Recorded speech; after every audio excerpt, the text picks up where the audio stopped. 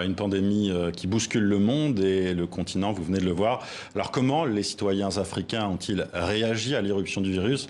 Quelles sont leurs craintes? C'est l'objet de cette enquête d'opinion menée par le cabinet Deloitte, Opinionway et l'agence de communication 35 degrés Nord. Les opinions publiques africaines face à la crise du Covid-19, une étude menée dans 8 pays, début mai, auprès de 4000 personnes. Merci Brice Schall d'être avec nous. Vous êtes le directeur général de Deloitte Afrique francophone. Ce qui ressort principalement de cette enquête d'opinion, c'est la crainte d'une dégradation économique dans les pays où vous avez mené vos sondages. Ce n'est sans doute pas une surprise. Bonsoir. Non, effectivement, c'est le niveau d'inquiétude que l'étude met en lumière est très important. Assez comparable d'ailleurs à ce qu'on peut voir dans d'autres régions. Donc nous, ce qui nous a intéressé, c'est essayer de comprendre, d'écouter les populations africaines, de comprendre en fait leur perception face à ces enjeux qui sont à la fois économiques, sociaux et de nature sanitaire. Et ce qu'on voit surtout, c'est que leurs inquiétudes sont moins finalement sur la dimension sanitaire de l'épidémie, mais beaucoup plus spécifiques par rapport à des enjeux liés à leur propre situation personnelle, financière. Sur l'alimentation. Il y a des craintes de pénurie, voilà, notamment sur le riz, la farine, l'huile. La crainte aussi de nouvelles émeutes de la faim. Exactement. C'est évoqué dans votre étude. Et un niveau de crainte important par rapport à la précarité en fait, qui est liée à cette crise. Ce qui est plus surprenant en revanche, enfin vous allez nous le dire si c'est surprenant ou pas, c'est le taux de confiance des populations dans leur gouvernement, dans ces 8 pays, qui est donc assez élevé. Comment vous l'expliquez? Parce qu'en France, par exemple, il y a une vraie défiance face au gouvernement et au président Emmanuel Macron.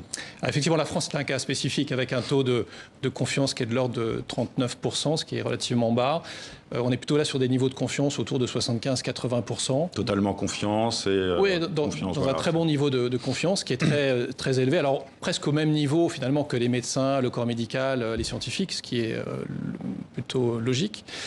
Et donc avec un niveau de confiance qui se retrouve notamment dans un certain nombre de pays, plus particulièrement, on retrouve ce niveau de confiance dans les pays francophones, au Maghreb notamment, y compris d'ailleurs dans les pays qui ont mis en place des mesures de confinement très fortes. Je pense notamment au Maroc, à l'Afrique du Sud, dont on a parlé très récemment. Donc plusieurs raisons qui expliquent ce niveau de confiance.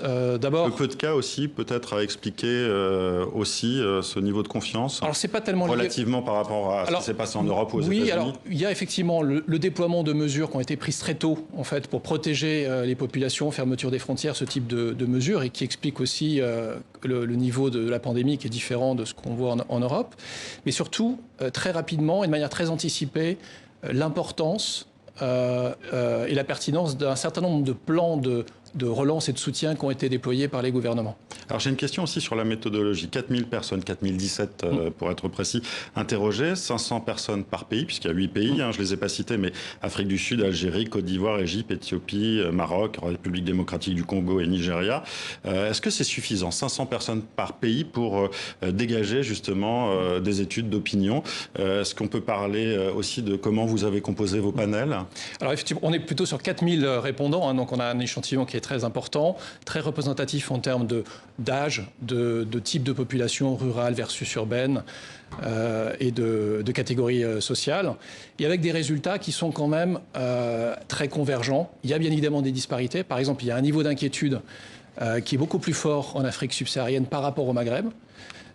Et des niveaux de confiance, par exemple par rapport aux médias ou par rapport aux réseaux sociaux ou par rapport au gouvernement, faible, qui peuvent être aussi très variables suivant les pays. Donc on voit qu'il y a des disparités, mais beaucoup de convergence à la fois sur l'inquiétude et sur les niveaux de confiance par rapport aux médecins et au gouvernement. Voilà, je le disais, vous avez été 3 donc, à réaliser cette étude. Quel était votre intérêt? Qui a commandé aussi cette étude? C'est la question que je me suis posée en la lisant. Alors c'est un exercice collectif, bien évidemment. C'est une première du genre. C'est la première fois, effectivement, qu'on fait une étude sur la perception de la population par rapport à cette épidémie.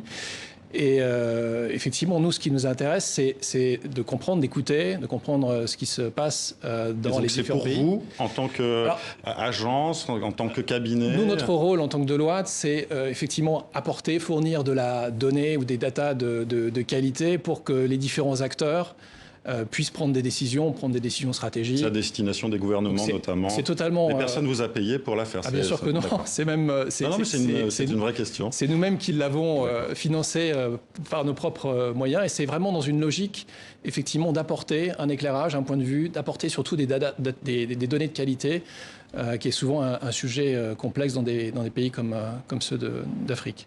Merci Bréchal d'avoir été avec nous. Et cette étude, les opinions publiques africaines face à la crise du Covid-19, eh bien, on peut la retrouver sur le web notamment. On va la retrouver sur le web, sur nos différents sites. Merci. Merci à vous.